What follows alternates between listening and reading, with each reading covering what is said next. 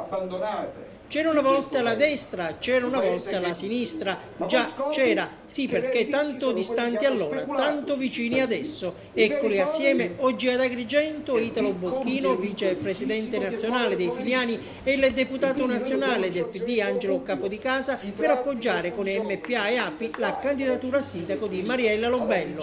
Nessun imbarazzo, nessun inciucio, si è affrettato a dire il numero 2 di Futuro e Libertà, ma solo una questione di maturità politica. Sarà vero, ma questa intesa sancita da Agrigento è una ulteriore conferma che non ci sono più confini tra i partiti, che i valori ideologici sono stati abbattuti, o è un momento per stare insieme per fronteggiare le emergenze?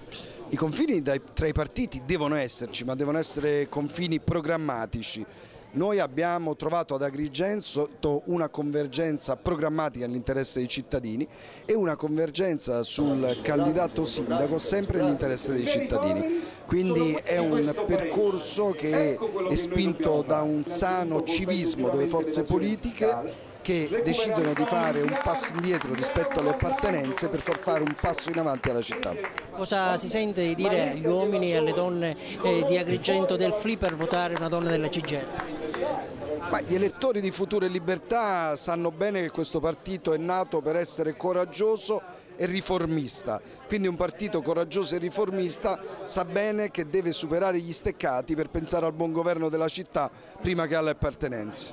E Mariella Lobello, che è una donna di spirito, ci gioca pure su questa anomalia storica, come ricollocando a suo modo questi tasselli: porta di ponte, location della conferenza stampa e le posizioni estreme dei partiti che fanno parte della coalizione, Partito Democratico e FLI. Sentite allora la sua ricostruzione.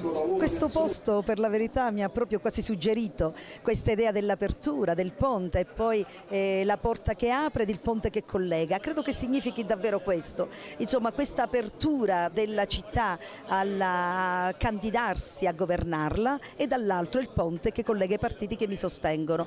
E non è finita qui, facendo leva poi sul fatto che lei è ormai una ex segretaria provinciale della CGIL, il PD ex comunisti e FLI ex fascisti. Mariella Lobello ha sfornato una sua singolare versione. Noi dovremmo avere la forza ed il coraggio di trasformare quell'ex in una X che significa per, quindi quella X che trasformandosi e messo sul nome Mariella Lobello possa offrire agli agrigentini l'opportunità di tornare a governare questa città. E Mariella Lobello, anche se è stata una scelta arrivata quasi per ultimo, i partiti della cosiddetta grande coalizione se la coccolano. Per noi è una candidatura straordinaria, è una candidatura che blocca certamente un voto di protesta, canalizza positivamente il voto verso un candidato che conosce le problematiche agrigentine. Si tratta di una donna capace, competente, non è solo, diciamo, una donna, è una donna che ha tutti i numeri per poter fare il sindaco nella città. Il senatore Adragna sembra essersi un po' defilato, c'è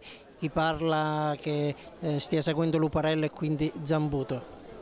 Non so, io è da qualche giorno che non lo sento, non saprei dire, bisogna chiedere a lui.